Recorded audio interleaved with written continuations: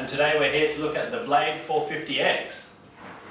As you can see out of the box, the 450X is very similar to the previous model, the Blade 453D, which was the fly-barred model.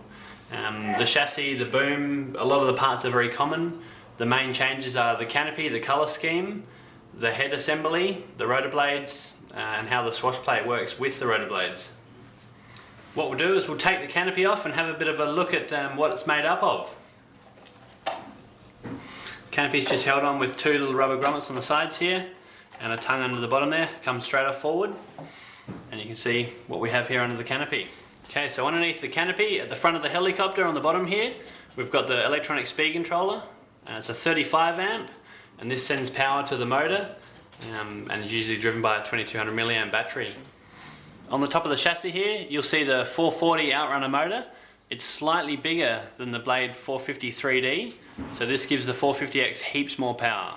Okay, so the cyclic servos on the 450X, they use the DS76s by E-flite. There's three, two at the rear, one at the front. These give it the precise control and the direct response that you require, also running with the fly-barless unit. As you can see, the head assembly, it's got an aluminium head block for strength. Swash plate, there's direct linkages up to the blade grips here, so that gets rid of a lot of the mechanical drag that the old 3D had, so in turn putting more horsepower to the rotor blades, so it makes it all beneficial all the way around.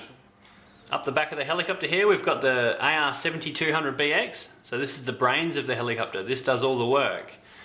It essentially replaces the flybar and self-stabilizes the helicopter. It also doubles as a receiver, so it's the 3-axis gyro and receiver built into one unit. Out of the box, these come pre-programmed and ready to bind to your transmitter, so it makes it really easy to get one of these into the air as little time as possible. At the back here, we're looking at the tail servo. So this is the DS76T. It's slightly faster than the other servos we looked at, and this gives you really good authority over the tail. Down at the tail of the helicopter, this is essentially the same as the 453D. It's still belt drive. We've got a standard parts of plastic, but it can be upgraded to carbon fibre if you desire.